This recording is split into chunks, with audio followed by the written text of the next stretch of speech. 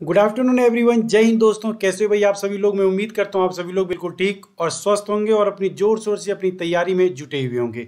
तो मैं आप सभी लोगों के सामने PYQ लेकर के आया हूँ, जो आप लोगों के एग्जाम के अंदर बार बार रिपीटेड पूछे जाते हैं और जो बार बार एग्जाम के अंदर पूछे गए हैं। तो चलिए हम बिना देरी किए, बिना समय गवाए अपने सेशन को शुरुआत करते हैं और बिल्कुल जोरदार तरीके से एक बार सेशन को स्टार्ट कर देते हैं।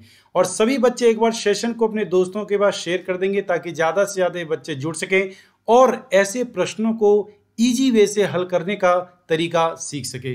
बट आप सभी लोगों का एक बार फिर से मैं आपके अपने प्रिय चैनल डिफेंस एग्जाम रिजल्ट गुरु पर हार्दिक अभिनंदन करता हूं। और यदि आप सभी बच्चे पहली बार आए हैं तो जो आपको ये टेलीग्राम चैनल दिखाई दे रहा है, और यहाँ नहीं तो आप लोगों को डिस्क्रिप्शन में इसका टेलीग्राम चैनल का लिंक मिल जाएगा, उस पर जा करके आप सभी बच्चे अभी सब्सक्राइब कर ले ताकि जो भी नई अपडेट है वो आप लोगों तक तुरंत पहुंच सके। ठीक है, तो बिना समय गवाए चलिए हम स्टार्ट कर देते हैं अपने इस सेशन को। तो सबसे पहला क्वेश्चन ये आपके सामने स्क्रीन पर नजर आने वाला है और देखता हूं कि कितने बच्चे इस क्वेश्चन का आंसर देने वाले हैं। क्वेश्चन ध्यान से देखो, निम्नलिखित कथनों पर विचार कीजिए। ध्रुवों की अपेक्षा भूमध्य रेखा पर किसी पिंड का भार कम होता है क्योंकि। अब आप लोगों को मैं एक बात बता दूं कि ये है हमारा अर्थ। अब अर्थ के अंदर ये है सेंटर और ये अर्थ का और ये वाला अर्थ का। इस वाले पोर्शन को बोला जाता है पोल, इस वाले पोर्शन को बोलते हैं पोल और इस वाले पोर्शन को बोला जाता है इक्वेटर। अब आपको पता है कि पोल और इक्वेटर, इसको बोलेंगे रेडियस ऑफ पोल और इसको बोलेंगे रेडियस ऑफ इक्वेटर। पोल और इक्वेटर का रेडियस सेंटर से एक बराबर नहीं है। यदि एक बराबर नहीं है इसका मतलब हम लोगों को पता है कि the gravity is inversely proportional to the radius of the earth. It means radius जिसकी ज़्यादा ग्रेविटी उतनी कम, रेडियस जितनी कम ग्रेविटी उतनी ज़्यादा। तो चलिए अब देखते हैं कि इनमें से कौन सा कथन सही है। पृथ्वी अपने अक्ष पर घूमती है, इस कारण से क्या जी की वैल्यू यहाँ और यहाँ दोनों जगह पर अलग अलग होती है? ना बाबा ना, ये बिल्कुल गलत है। ध्रुवों पर बर्फ का आवरण गुरुत्व आकर्षण बढ़ा देता है, ये भी गलत है। क्या बर्फ के कम ज़्यादा होने से ग्रेविटेशनल फोर्स बढ़ और घट जाता है? बिल्कुल नहीं। The gravities do not depend shape, size and mass of the body. It is only depend on the shape, size and mass of itself. यदि पृथ्वी के आकार, आकृति और द्रव्यमान में परिवर्तन होता है तो पृथ्वी की ग्रेविटी बढ़ेगी, अदरवाइज पृथ्वी की ग्रेविटी कभी भी नहीं बढ़ेगी। ध्रुवीय व्यास की अपेक्षा भूमध्य व्यास की दीर्घ होता है। देखो ये सही कह रहा है ध्रुवीय व्यास की अपेक्षा भूमध्य व्यास दीर्घ होता है। ये कहता है कि याद रखना कि भूमध्य का जो व्यास होता है वो ज़्यादा होता है और पोल का व्यास जो होता है वो कम होता है, इसी कारण से यहाँ की ग्रेविटी कम और ज़्यादा होती है। तो ये बिल्कुल सही है। इसके पीछे अज्ञात तथ्य है, मतलब आज तक इसके बारे में हमें कुछ भी पता नहीं चला, तो ये बिल्कुल रॉन्ग है। तो कौन सा आंसर? ऑप्शन 3, यानी हमारा कहने का मतलब है option B is the right answer. Option B जो है दोस्तों वो बिल्कुल इसका सही और उचित आंसर है। ठीक है, अब चलिए हम नेक्स्ट क्वेश्चन की तरफ बढ़ जाते हैं। अगला क्वेश्चन ये आपके सामने स्क्रीन पर हाजिर है और ये सिंपल सा एक क्वेश्चन है, ध्यान से देखेंगे, जो सभी एग्जाम के अंदर बार बार रिपीटेड पूछे जाते हैं। क्वेश्चन है 50 सेंटीमीटर त्रिज्या वाला खोखला गोला एक इस प्रकार आवेशित है कि इसके पृष्ठ पर 500 वोल्ट का विभव है, तो गोले के केंद्र पर कितना विभव होगा? ये हमारे पास एक खोखला स्फीयर है और इस खोखले स्फीयर के सरफेस के ऊपर हमने एक विभव वोल्ट कैलकुलेट किया तो कितना निकल कर आया? 500 वोल्ट। कितना निकल कर आया? 500 वोल्ट। तो पूछ रहा है कि बताओ इसके सेंटर पर कितना वोल्ट होगा। अब हम लोगों को पता है कि जितना यहाँ पर वोल्टेज होगा उतना ही यहाँ होगा, यानी सभी पॉइंट के ऊपर वोल्टेज जो होगा एक बराबर होगा। तो सेंटर के ऊपर भी कितना वोल्टेज होगा? 500 का विभव होगा इसके सेंटर के ऊपर। सेंटर पर भी सेम ही विभव होगा जितना इसके सरफेस पर होगा हॉलो स्फीयर के। तो मैं उम्मीद करता हूं कि आपको चीज़ें अच्छे तरीके से समझ में आ रही होगी, लेकिन फिर भी यदि किसी का कोई डाउट है तो भैया कमेंट करके आप अपने आंसर को बता सकते हो। और यदि किसी का कोई डाउट होता है बाद में आप क्लास को देखते हो तो कमेंट करके ज़रूर बताएं कि आप लोगों को ये क्लास कैसी लगी और आप लोगों को इस क्लास के अंदर क्या डाउट है, वो डाउट डाल दें तो आपको डाउट का रिप्लाई तुरंत दे दिया जाएगा। अगला क्वेश्चन है, रस्सा कस्सी में दो दल 5 किलो न्यूटन के प्रत्येक समान और विपरीत बल से रस्सी खींच रहे हैं जिसमें संतुलन बल की दशा बनी हुई है। तो रस्सी में तनाव बल, जैसे देखो भाई, एक यहाँ पर है हमारे पास चुन्नू और एक इसका दोस्त है मुन्नू। अब ये दोनों के बीच में एक ये रस्सी बंधी हुई है, तो ये रस्सी को अपनी तरफ खींच रहा है और ये रस्सी को अपनी तरफ खींच रहा है। ये रस्सी अभी जो बीच में है वो कैसे है, यानी ये नॉर्मल पोजीशन में है, ना तो ये इधर जा रही है ना ही ये इधर जा रही है। तो आपको पता है रस्सी को ये इधर खींच रहा है तो रस्सी में टेंशन इस तरफ होगा, ये रस्सी को इधर खींच रहा है तो रस्सी में टेंशन इस तरफ होगा। कहने का मतलब यदि ये भी 5 किलो न्यूटन के बल से खींच रहा है और ये भी यदि 5 किलो न्यूटन के बल से खींच रहा है, तो आपको पता है कि टेंशन फोर्स वो होता है जो उसके अपोजिट डायरेक्शन से लगने वाले फोर्स को बैलेंस करता है। मतलब यदि वो इस डायरेक्शन में खींच रहा है तो रस्सी में जो टेंशन होगा वो इस डायरेक्शन में होगा। तो 5 किलो न्यूटन का बल यदि वो दोनों के दोनों अपनी अपोजिट डायरेक्शन में लगा रहे हैं तो रस्सी पर भी जो होगा वो सेम टेंशन फोर्स होगा। कैसा? सेम टेंशन फोर्स होगा। सेम यानी तनाव बल होगा। कितना? 5 किलो न्यूटन। याद रखना, क्योंकि ये रस्सी इक्विलिब्रियम पोजीशन में बनी हुई है, इसीलिए दोनों दिशाओं में उसके ऊपर उतना ही टेंशन लगेगा जितना कि उन पर रस्सियों पर वो बल लगा रहे। ठीक है, चलिए भाई नेक्स्ट क्वेश्चन की तरफ बढ़ जाते हैं। ये लो, अगला क्वेश्चन आ चुका है, एक सिंपल पेंडुलम, एक सरल लोलक से रिलेटेड। अब आपको जवाब देना है, क्या जवाब देना है कि आवर्तकाल, कह रहा है कि 1 सेकेंड लोलक का आवर्तकाल उसकी लंबाई के साथ कैसे परिवर्तित होती है। तो एक बात देखो भाई, सिंपल पेंडुलम का टाइम पीरियड क्या होता है? t = 2 pi root L upon में g। तो यहाँ पर t जो है वो इसके कैसे होगा? Directly proportional to √L। अब ये कौन से ऑप्शन में नजर आ रहा है? ये ऑप्शन ए में नजर आ रहा है, तो इसका ऑप्शन ए जो है वो बिल्कुल उचित और बिल्कुल सही रहेगा। ठीक है बच्चों, अब चलते हैं नेक्स्ट और अगले क्वेश्चन की तरफ। नेक्स्ट क्वेश्चन नंबर 5, गतिमान। ये क्वेश्चन इस तरीके से ये कह रहा है गतिमान इलेक्ट्रॉन की गति को निम्नलिखित में से कौन सा एक प्रभावित नहीं करता। मतलब कौन है जो इलेक्ट्रॉन की गति को प्रभावित नहीं करेगा। तो आपको पता है कि मान लो कि ये कोई इलेक्ट्रॉन है जो मूव कर रहा है, तो इसको कौन चेंज नहीं कर सकता है? गति की दिशा में लगा विद्युत बल। ये कह रहा है जिस डायरेक्शन में जा रहा है उसी डायरेक्शन में यदि इलेक्ट्रोमोटिव फोर्स लगा दिया जाए, इसके ऊपर एक विद्युत बल लगा दिया जाए, तो ये कहता है ये भी सही है। गति की दिशा में लगा चुंबकीय बल। अब आपको पता है कि गति की दिशा में यदि लगा चुंबकीय बल होगा तो इसकी डायरेक्शन चेंज हो जाएगी, तो गलत है। गति की दिशा में लंबवत बल, यदि आप इसके ऊपर लंबवत बल लगाओगे तो भी इसकी डायरेक्शन चेंज हो जाएगी, ये भी गलत है। गति की दिशा में लंबवत चुंबकीय क्षेत्र, ये भी चेंज कर देगा। तो हमारा इसका ऑप्शन ए जो है वो बिल्कुल राइट और बिल्कुल उचित आंसर है। ठीक है दोस्तों, चलिए भाई अब हम चलते हैं नेक्स्ट और अगले क्वेश्चन की तरफ। Question number 6। क्वेश्चन नंबर 6 कहता है निम्नलिखित में से कौन सा एक सूचना का सर्वाधिक प्रभावी वाहक है। मतलब कम्युनिकेशन के लिए इनमें से कौन सा एक सबसे बेस्ट मेथड है। तो आपको पता है कि केवल मैं इनमें से कोई नहीं, सूक्ष्म तरंगें, रेडियो तरंगें या प्रकाशीय तरंगें। अब आपको पता है कि माइक्रोवेव्स जो हम लोगों के पास होती थी, इस माइक्रोवेव्स के माध्यम से, इस माइक्रोवेव्स का अभी भी हम यूज़ करते हैं ब्लूटूथ में। किसमें? ब्लूटूथ में इसका अभी भी हम यूज़ करते हैं। इसके अलावा और कहाँ यूज़ करते हैं? इसका यूज़ किया जाता है वाईफाई में। अब इसका क्या होता है, इसकी जो वेवलेंथ होती है वो थोड़ी सी कम होती है, लेकिन रेडियो की वेवलेंथ जो होती है वो थोड़ी सी ज़्यादा होती है। रेडियो की वेवलेंथ थोड़ी सी ज़्यादा होती है, बट एक बात याद रखना, ये दोनों के दोनों इंसान के लिए बहुत ही हार्मफुल होते हैं।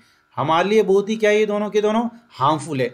तो इस हार्मफुल से बचने के लिए एक नया टेक्निक यूज़ किया जा रहा है, ऑप्टिकल फाइबर। पहले भी यूज़ किया जाता था और अब फिर नया यूज़ होने वाला है। जो अब 5G लॉन्च हो रहा है वो 5G बताया जाता है कि पूरा का पूरा ऑप्टिकल फाइबर के माध्यम से हम लोगों के घरों तक पहुंचाया जाएगा, क्योंकि यदि उसे एयर के माध्यम से ट्रांसमिट किया जाएगा तो बहुत ही हानिकारक होगा। मतलब बहुत पक्षी मर जाएंगे, हो सकता है कि हमारे शरीर के ऊपर भी उसका कुछ ना कुछ हार्मफुल तुरंत नजर आना चालू हो जाए। तो इस चीज़ से बचने के लिए उसे हम केवल और केवल कहाँ, तो तारों के माध्यम से ट्रांसमिट करेंगे। चलिए नेक्स्ट क्वेश्चन है, m द्रव्यमान का एक खंड को 4 मीटर की दूरी में अचर अधोमुखी त्वरण दिया गया है। कितना? g/4 से उधर नीचे लाने के लिए एक रज्जु उपयोग में लाई जाती है।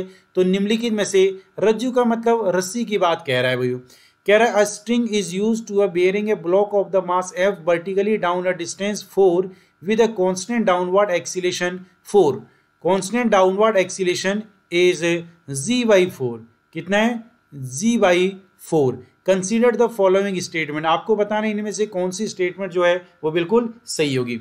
तो यदि मैं बात करूं तो इसके अंदर जब आप नेट फोर्स निकालोगे, क्या नेट फोर्स निकालोगे, तो नेट फोर्स वही लगेगा कितना, mg जो उसका हो जाता है टोटल माइनस का ma हो जाएगा। अब आपको पता है कि m इंटू में g, इसकी वैल्यू तो दी नहीं गई है, बट m इसका एक्सीलेशन दिया गया है, कितना दिया गया एक्सीलेशन, तो एक्सीलेशन दिया गया है g/4, कितना दिया गया है, तो एक्सीलेशन दिया गया है दोस्तों g/4, कितना g/4। अब इसको हम सॉल्व करेंगे तो कितना आ जाएगा, F N is equal to ये हो जाएगा 4mg माइनस का mg डिवाइड बाई 4, कितना आ गया 3mg डिवाइड बाई 4। लेकिन आपको पता है कि ये किसकी करने की बात कर रहा है, ये वर्क की करने की, ये कार्य करने की बात कर रहा है। तो इसका कार्य कितना होगा, तो रज्जु के द्वारा किया गया कार्य, रज्जु के द्वारा किया गया कार्य जो इसका वर्क होगा वो देख लेते हैं। Work is equal to force into में डिस्प्लेसमेंट, फोर्स कितना लग रहा है इसके ऊपर नेट 3mg/4 इंटू में d। तो ये हमारा क्या है देखते हैं, खंड गुरुत्व के अधीन मुक्त रूप से गिरता है, नहीं ये मुक्त रूप से नहीं गिरेगा, ठीक है।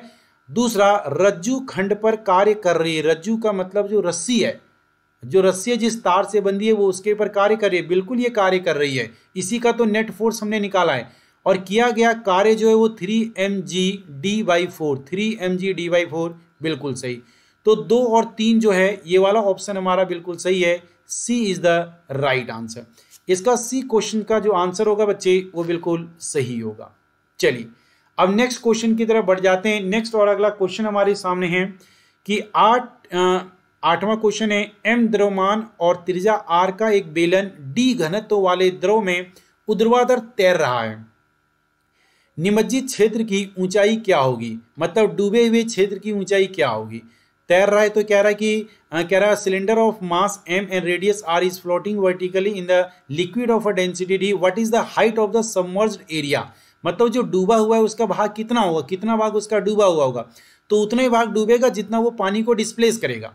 जैसे कि मान लो ये पानी है और इस पानी के ऊपर हमने एक सिलेंडर को देखा, तो ये सिलेंडर क्या कर रहा है, तैर रहा है, ये सिलेंडर क्या कर रहा है, तैर रहा है। तो सिलेंडर जो है वो कुछ ना कुछ भाग पानी को क्या करेगा, डिस्प्लेस करेगा, उतने भाग पानी को डिस्प्लेस करेगा जितना कि इसका वॉल्यूम होगा। तो याद रखना, volume of cylinder, volume of cylinder is equal to displaced water volume.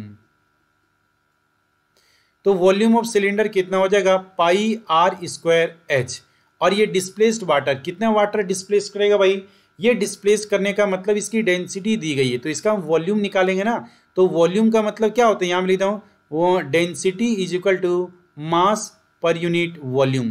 तो यदि हम वॉल्यूम निकालें तो मास डिवाइड बाई डेंसिटी, तो यहाँ मैं ऐसे लिख सकता हूँ ना, मास डिवाइड बाई डेंसिटी। अब डेंसिटी को हम यहाँ पर छोटा डी से लिखते हैं क्योंकि यहाँ पर ऑप्शन में छोटा डी दिया गया है। तो भाई मैं यहाँ पर लिख दे रहा हूँ कितना, m/, में कितना लिख दिया, d। अब यहाँ से मैं निकालना है h, तो h is equal to m/, में πr²d। ये कौन सी ऑप्शन में, m/r²d, option A is the right answer. Option A जो है दोस्तों वो इसका बिल्कुल सही और बिल्कुल उचित आंसर होगा, ठीक है। चलिए भाई अब हम बढ़ जाते हैं नेक्स्ट अगले प्रश्न की तरफ, क्वेश्चन नंबर 9। ये क्वेश्चन नंबर 9 हमसे क्या कहता है, ये भी बहुत जबरदस्त और मस्त क्वेश्चन है, एक बार देखो तो तुरंत इसका आंसर समझ आओगे। क्वेश्चन कह रहा है एक बीकर में एक से अधिक विशिष्ट घनत्व वाले द्रव में बर्फ का एक खंड तैर रहा है।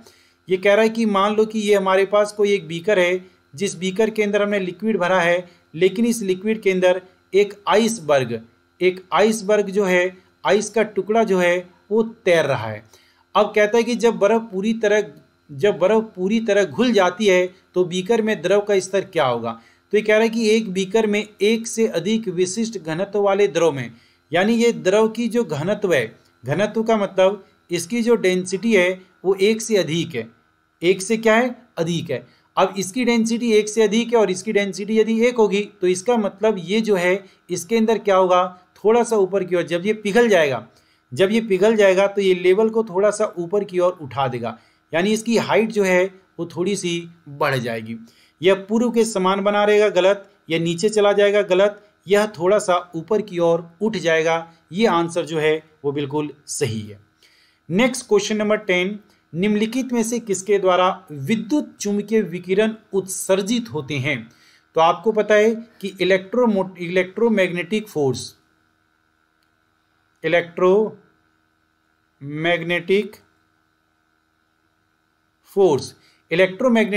किसके द्वारा उत्पन्न होते हैं? ऑप्शन ए देखते हैं, केवल रेडियो और टेलीविजन के प्रसारित करने वाले एंटीना द्वारा।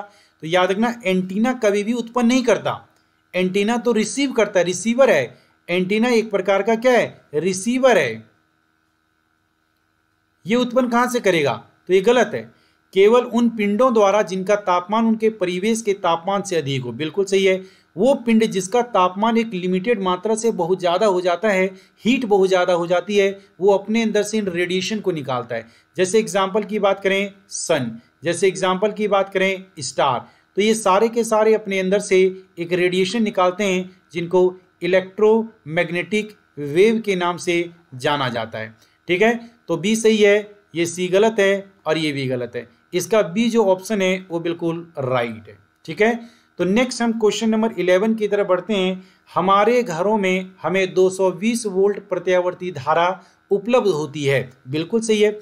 हम लोगों को पता है हमारे घरों में जो एसी करंट आता है, कौन सा एसी करंट, उसकी मैग्नीट्यूड जो होती है प्लस माइनस 220 वोल्ट की, और इसके साथ जो उसकी फ्रीक्वेंसी होती है वो 50 हर्ट्ज की होती है। तो अब ये कह रहा है कि what does the value of the 220 volt indicate? 220 हमें क्या इंडिकेट करता है? अपरिवर्तित वोल्टता। कि ये कहता है हमें क्या वोल्ट बढ़ता और घटता, ये बात बताता नहीं। प्रभावी वोल्टता, मतलब ये प्रभावी वोल्टता है। ये मैक्सिमम हमारे घरों में घरेलू उपयोग के लिए ये वोल्टेज की क्षमता होती है। कितनी? Plus minus 220 voltage. तो बी जो है वो इसका राइट आंसर रहेगा। निम्नलिखित कथनों पर विचार कीजिए। आपको इनमें से बताना है कौन सा स्टेटमेंट सही और कौन सा स्टेटमेंट गलत होगा। ध्वनि तरंगें परावर्तित हो सकती है। बिल्कुल सही, sound wave is a reflection. ध्वनि तरंगें अपवर्ती हो सकती है, बिल्कुल रिफ्रैक्टिव भी हो सकती है। ध्वनि तरंगें व्यक्तीकरण यानी इसके अंदर क्या इंटरफेरेंस हो सकता है? बिल्कुल हो सकता है। तो option D is the right answer. Sound wave is reflection, sound wave में रिफ्रैक्शन भी होता है और साउंड वेव के अंदर इंटरफेरेंस भी होता है। ये बात याद रखना। इंटरफेरेंस कब होगा? जैसे मान लो ये पानी है और पानी के ऊपर आपने एक पत्थर फेंक दिया। जैसे पत्थर फेंकोगे तो इसमें एक सर्कल बनेगा और इधर भी एक पत्थर फेंक दिया आपने तो इधर भी एक सर्कल बनेगा। जब ये सर्कल दोनों एक दूसरे से मिलेंगे तब इनके बीच में हमें एक इफेक्ट दिखाई देगा जिसे बोलेंगे इंटरफेरेंस, या जिसे बोलते हैं व्यतिकरण, जिसे बोला जाता है व्यतिकरण। क्या बोलेंगे जिसे बोलेंगे व्यतिकरण। तो इसका तीनों आंसर जो है वो बिल्कुल सही है। ठीक है बच्चे, चलिए नेक्स्ट क्वेश्चन नंबर 13, प्रश्न संख्या 13वां भी एक न्यूमेरिकल सी वैल्यू इंडिकेट करता है। देखते हैं इसका क्या सही जवाब होगा। कहता है which one of the following is the correct. विद्युत शक्ति की एक इकाई की खपत होती है। अब हमें पता है कि जो हमारे घरों में विद्युत शक्ति होती है उसके लिए जो हम बिल देते हैं वो 1 यूनिट के लिए देते हैं। किसके लिए? 1 यूनिट। बट 1 यूनिट का मतलब 1 किलोवाट आवर। मतलब जब हमारे घरों में 1 किलोवाट आवर की ऊर्जा 1 आवर में खत्म हो जाएगी तब हम कहते हैं हमारे घरों में 1 यूनिट का बिजली बिल आ गया। तो अब देखते हैं कि 1 किलोवाट आवर के कौन बराबर है इसके अंदर। 1 एम्पियर की विद्युत धारा। अब आपको पता है कि यहाँ पर सीधी सी बात 1 एम्पियर की विद्युत धारा, पावर का फार्मूला हो जाएगा V इंटू में I। अब देखो यहाँ पर वही V का मान कितना दिया हुआ है 1 और I का मान कितना दिया हुआ है 220। तो इसका मान कितना आ जाएगा? 220 ही आ जाएगा, जो इसका मतलब ये हमारा रॉन्ग आंसर है। 1 को 1 से करोगे तो ये भी गलत आंसर आ जाएगा, 100 को 10 से करोगे तो 1000 आ जाएगा, लेकिन ये वोल्टेज आ जाएगा 1000। कितना? 1000। अब यहाँ पर ध्यान से देख लेते हैं 1 सेकेंड के लिए प्रभावित, 1 सेकेंड के लिए प्रभावित, ये बात भी गलत कह दे रहा है। अब देखो 10 को 1000 से, यहाँ से जब आप निकालोगे क्या, यहाँ से निकालोगे पावर तो ये हो जाएगा 10 एम्पियर इंटू में हो जाएगा 1000 वोल्टेज। ठीक है, तो यहाँ से देखो ये वोल्टेज में है, ये दोनों को दोनों हमारा किस में? वोल्टेज में, इंटू में 1 आवर है। तो 10 को मल्टीप्लाई करोगे तो ये हो जाएगा 1000 वोल्टेज, 1000 1000 एम्पियर इंटू में वोल्टेज का मतलब कितना हो जाएगा, वाट हो जाएगा पावर, इंटू में जो आ जाएगा वो 1 आवर। तो कहने का मतलब है 1000 का मतलब होता है 1 किलोवाट और ये हो गया आवर। तो ये हमारा बिल्कुल सही आंसर है, डी जो है वो इसका बिल्कुल उचित आंसर है।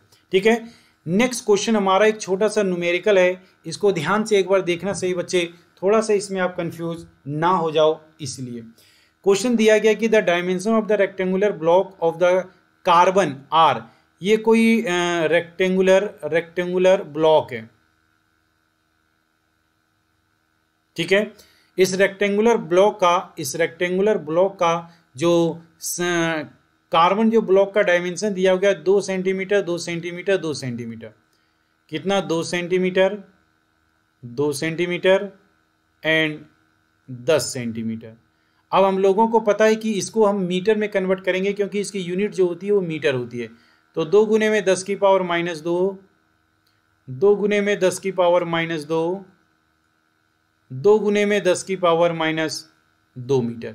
ठीक है, 2 गुने में 10 की पावर -2, 2 गुने में 10 की पावर -2 मीटर। अब तीसरी की बात हम यहाँ पर, सॉरी इसमें 2 नहीं आएगा, इसमें 10 आएगा क्योंकि ये 10 है इसका। अब यहाँ से यदि हम अगला पॉइंट देखते हैं तो अगला पॉइंट ये कहता है कि 2 वर्गीय पृष्ठों के बीच का प्रतिरोध कितना होगा। तो इसके बीच का जब हम प्रतिरोध निकालेंगे तो प्रतिरोध इज इक्वल टू उसकी जो डेंसिटी हो जाएगी, उसकी क्या हो जाएगी, जो डेंसिटी हो जाएगी। तो इसकी डेंसिटी कितनी है, डेंसिटी दी गई है, देखो कहाँ दी गई है, 2 गुने में 10 की पावर 2 गुने में 10 की पावर -5। थोड़ा सा मिस्टेक है इसमें, देख लेना, 2 गुने में 10 की पावर 2 गुने में 10 की पावर -5 होगा ये, 2 गुने में 10 की पावर -5। यहाँ मैं लिख दे रहा हूँ, इसको काट के, ये तो ठीक है। इसकी जो रो की वैल्यू दी गई है, जो डेंसिटी दी गई है वो दी गई 2 गुने में 10 की पावर -5, 2 गुने में 10 की पावर -5, और आपको पता है स्पेसिफिक ओम मीटर। चलिए अब हम कैलकुलेट करते हैं, तो हो जाएगा 2 गुने में 10 की पावर -5, ये हो जाएगा ओम मीटर, गुने में 10 गुने में 10 की पावर -2, और ये 2 के बीच में, ठीक है, 10 गुने में 10 की पावर -2 किसके बीच में, 2 के बीच में। तो उन दोनों को नीचे मल्टीप्लाई कर दो, क्या है नीचे, 2 गुने में 10 की पावर -2 गुने में 2 गुने में 10 की पावर -2। जब आप इन सब को रिजोल्व करोगे तो 5 गुने में 10 की पावर -3, 5 गुने में 10 की पावर -3 जब रिजोल्व करोगे तब आपका आंसर आएगा 5 गुने में 10 की पावर -3 ओम। ये क्या आ गया, ये इसका प्रतिरोध, ये इसका रेसिस्टेंस आ गया। तो ऑप्शन ए जो है वो इसका राइट आंसर है, बिल्कुल ये इसका उचित आंसर है। ठीक है बच्चे, चलिए नेक्स्ट क्वेश्चन, और ये आज का हमारा आज के सेशन का अंतिम प्रश्न है। इसके प्रश्नों को, इसके आगे के प्रश्नों को हम कल की क्लास में डिस्कस करेंगे। निम्नलिखित कथनों पर विचार कीजिए, यदि बांसुरी और सितार पर एक ही स्वर बजाया जाए तो उनमें से अंतर जाना जा सकता है। अब आपको पता है कि यदि आप बांसुरी, फ्लूट, यदि आप बांसुरी बजाते हो, क्या बजाते हो, बांसुरी, और बांसुरी के अलावा यदि आप क्या बजा रहे हो, एक और सितार, यदि आप सितार बजा रहे हो, ठीक है, तो एक बात आपको पता है, इन दोनों की आवाज़ यदि हम डिस्टिंग्विश कर सकते हैं तो किसके हिसाब पर, इसकी करेक्टरिस्टिक्स, और करेक्टरिस्टिक्स का नाम है quality of sound, quality of sound. ये ध्वनि का गुण होता है, ध्वनि का गुण, क्योंकि आपको पता है इन दोनों की ध्वनि जो होगी वो एक जैसी तो नहीं होगी, तो आप देखकर पहचान सकते हो। तो इसकी गुणता के आधार पर हम पहचान सकते हैं, इसकी फ्रीक्वेंसी और इसकी तीव्रता नहीं, इसकी गुणता के आधार पर। तो यदि कभी भी आपसे क्वेश्चन पूछा जाए, दो अलग अलग सोर्स यदि हम साउंड को जनरेट कर रहे हैं, तो आप साउंड की किस कैरेक्टरिस्टिक्स के आधार पर बता सकते हो कि एक तबले की आवाज़ है या दूसरे हारमोनियम की आवाज़ है। तो बोलना sir this is the quality of sound, हम साउंड की क्वालिटी को देख करके, भाव करके ये बता सकते हैं। ठीक है, तो ये हमारे 15 क्वेश्चन थे। तो इस सेशन को आज हम यहीं पर समाप्त करते हैं दोस्तों। इसके आगे के सेशन को हम कल लेकर के आएंगे। तो सभी बच्चों को जय हिंद, बाय बाय, टेक केयर, अपना ध्यान रखिए और अच्छे तरीके से पढ़ते रहिए। बिल्कुल रिजल्ट गुरु आप सभी बच्चों के साथ है। आप सभी लोगों के बच्चों के भविष्य को बनाने के लिए रिजल्ट गुरु आप सभी बच्चों के बिल्कुल साथ है। ठीक है, तो सभी बच्चों को जय हिंद, बाय बाय, टेक केयर।